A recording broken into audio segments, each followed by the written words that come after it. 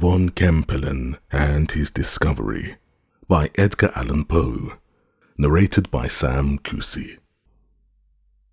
After the very minute and elaborate paper by Arago, to say nothing of the summary of Silliman's journal, with the detailed statement just published by Lieutenant Maury, it will not be supposed, of course, that in offering a few hurried remarks in reference to Von Kempelen's discovery, I have any design to look at the subject in a scientific point of view. My object is simply, in the first place, to say a few words of Von Kempelen myself, with whom some years ago I had the honour of a slight personal acquaintance, since everything which concerns him must necessarily, at this moment, be of interest and, in the second place, to look in a general way and speculatively at the results of the discovery.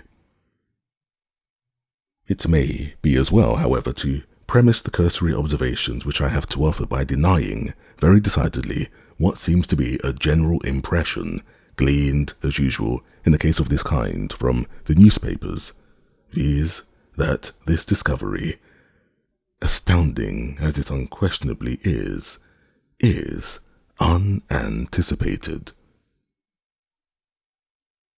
By reference to the diary of Sir Humphrey Davy, Cottle and Monroe, London, page 150, it will be seen at page 53 and 82 that this illustrious chemist had not only conceived the idea now in question, but had actually made no inconsiderable progress experimentally in the very identical analysis now so triumphantly brought to an issue by Von Kempelen, who, although he makes not the slightest allusion to it, is, without doubt, I say it unhesitatingly, and can prove it if required, indebted to the diary for at least the first hint of his own undertaking.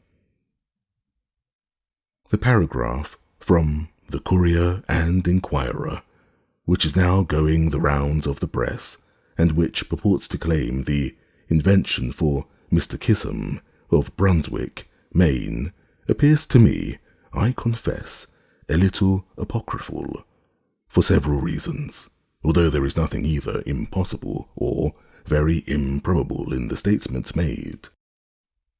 I need not go into details. My opinion of the paragraph is founded principally upon its manner. It does not look true. Persons who are narrating facts are seldom so particular as Mr. Kissam seems to be, about day and date and precise location. Besides, if Mr. Kissam actually did come upon the discovery he says he did, at the period designated, nearly 8 years ago, how happens it that he took no steps on the instant to reap the immense benefits which the merest bumpkin must have known would have resulted to him individually, if not to the world at large, from the discovery? It seems to me quite incredible that any man of common understanding could have discovered what Mr. Kissam says he did, and yet have subsequently acted so like a baby, so like an owl, as Mr. Kissam admits that he did. By the way, who is Mr. Kissam? And is it not the whole paragraph in the Courier and Inquirer a fabrication got up to make a talk? It must be confessed that it has an amazingly moon-hoaxy air. Very little dependence is to be placed upon it, in my humble opinion, and, if I were not well aware, from experience, how very easily men of science are mystified on points out of their usual range of inquiry, I should be profoundly astonished at finding so eminent a chemist as Professor Draper discussing Mr. Kissam's, or is it Mr. Quizam's, pretensions to the discovery in so serious a tone. But to return to the diary of Sir Humphrey Davy, this pamphlet was not designed for the public eye, even upon the decease of the writer, as any person at all conversant with authorship may satisfy himself at once by the slightest inspection of the style. At page 13, for example, near the middle, we read, in reference to his researches about the protoxide of azote, in less than half a minute, the respiration being continued, diminished gradually, and were succeeded by analogous to gentle pressure on all the muscles. That the respiration was not diminished is not only clear by the subsequent context, but by the use of the plural were. The sentence, no doubt, was thus intended. In less than half a minute, the respiration being continued, these feelings diminished gradually, and were succeeded by a sensation analogous to gentle pressure on all the muscles. 100 similar instances go to show that the MS so inconsiderately published was merely a rough notebook, meant only for the writer's own eye. But an inspection of the pamphlet will convince almost any thinking person of the truth of my suggestion. The fact is, Sir Humphrey Davy was about the last man in the world to commit himself on scientific topics. Not only had he a more than ordinary dislike to quackery, but he was morbidly afraid of appearing empirical, so that, however fully he might have been convinced that he was on the right track in the matter now in question, he would never have spoken out until he had everything ready for the most practical demonstration. I verily believe that his last moments would have been rendered wretched could he have suspected that his wishes in regard to burning this diary, full of crude speculations, would have been unattended to, as it seems they were.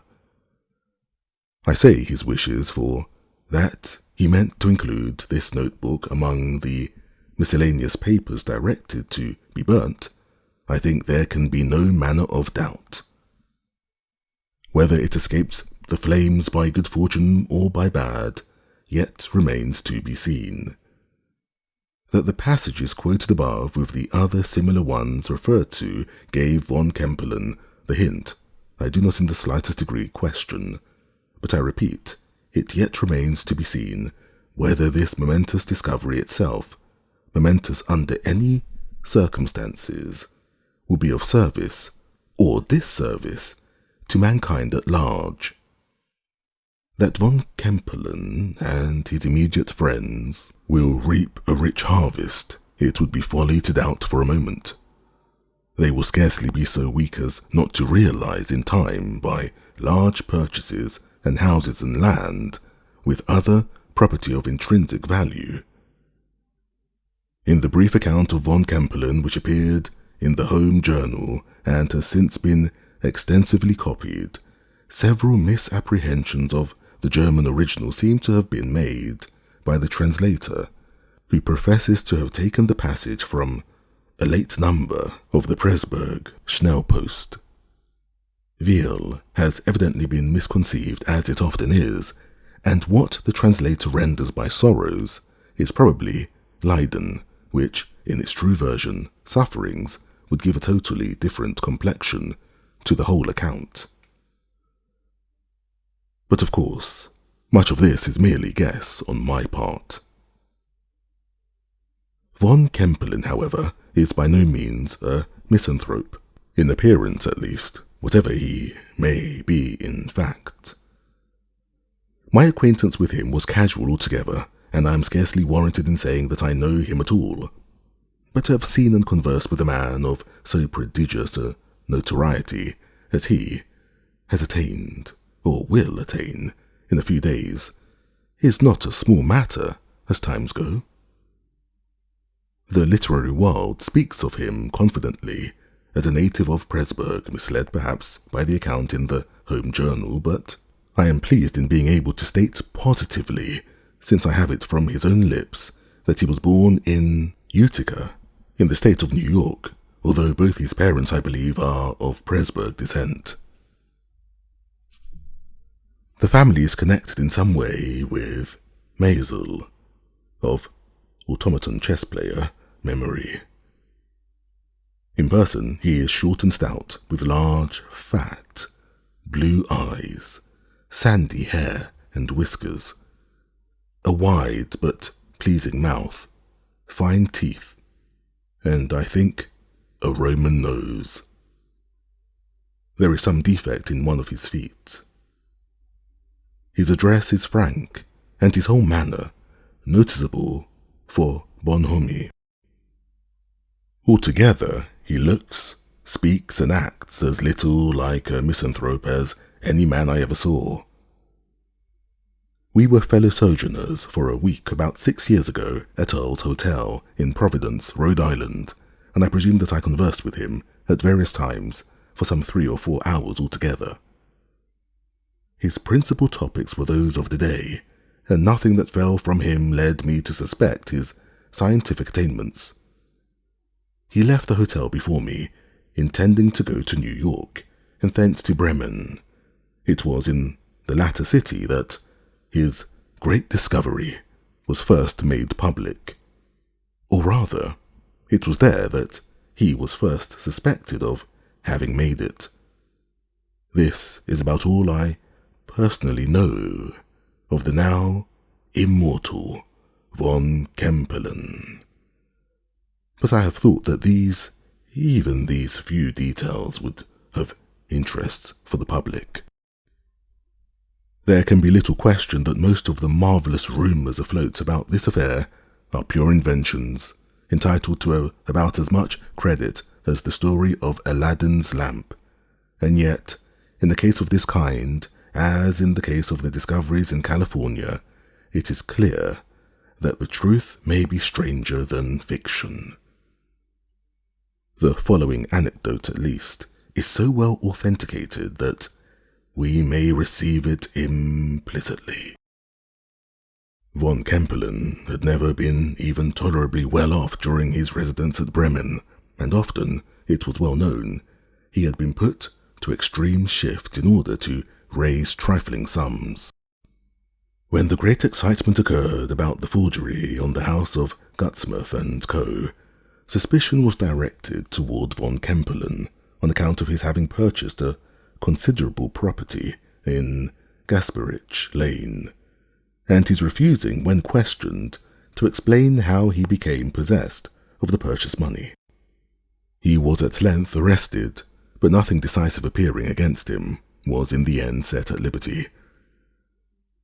The police, however, kept a strict watch upon his movements, and thus discovered that he left home frequently, taking always the same road, and invariably giving his watchers the slip in the neighbourhood of that labyrinth of narrow and crooked passages known by the flash name of the Dondergat.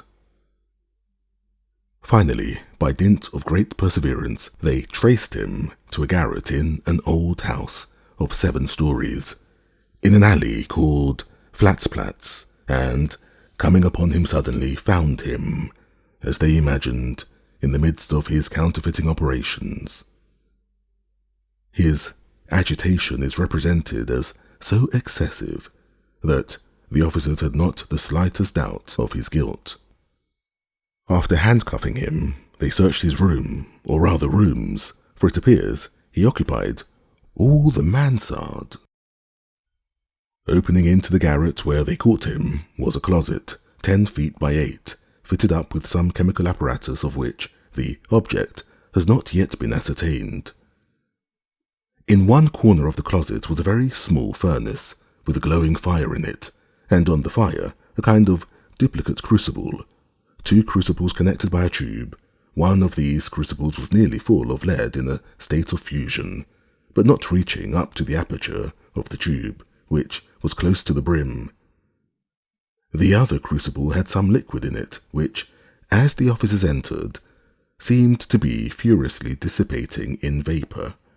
They relate that, on finding himself taken, Kempelen seized the crucibles with both hands, which were encased in gloves that afterwards turned out to be asbetic, and threw the contents on the tiled floor. It was now that they handcuffed him, and before proceeding to ransack the premises, they searched his person. but nothing unusual was found about him, excepting a paper parcel in his coat pocket containing what was afterwards ascertained to be a mixture of antimony and some unknown substance in nearly, but not quite, equal proportions. All attempts at analysing the unknown substance have, so far, failed, but that it will ultimately be analysed is not to be doubted. Passing out of the closet with their prisoner, the officers went through a sort of antechamber in which nothing material was found, to the chemist's sleeping room. They here rummaged some drawers and boxes, but discovered only a few papers of no importance, and some good coin, silver and gold.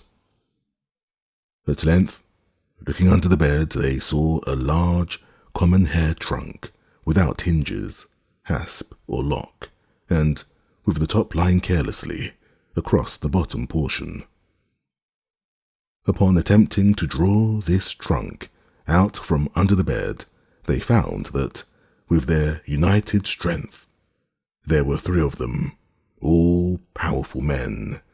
They could not stir it 1 inch. Much astonished at this, one of them crawled under the bed and, looking into his trunk, said, "No wonder we couldn't move it. Why, it's full to the brim of old bits of brass."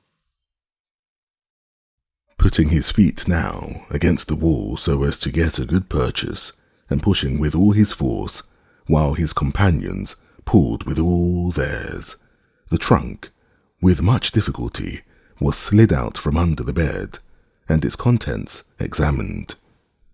The supposed brass with which it was filled was all in small, smooth pieces, varying from the size of a pea to that of $1, but the pieces were irregular in shape, although more or less flat-looking upon the whole, very much as lead looks when thrown upon the ground in a molten state, and there suffered to grow cool. Now, not one of these officers for a moment suspected this metal to be anything but brass. The idea of its being gold never entered their brains. Of course, how could such a wild fancy have entered it? And their astonishment may well be conceived when, the next day, it became known all over Bremen that the lot of brass which they had carted so contemptuously to the police office, without putting themselves to the trouble of pocketing the smallest scrap, was not only gold, real gold, but gold far finer than any employed in coinage. Gold, in fact, absolutely pure, virgin, without the slightest appreciable alloy. I need not go over the details of von Kempelen's confession as far as it went, and release, for these are familiar to the public.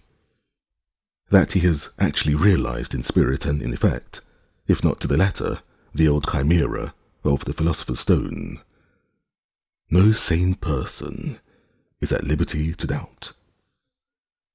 The opinions of Arago are, of course, entitled to the greatest consideration, but he is by no means infallible, and what he says of bismuth in his report to the Academy must be taken cum grano salis.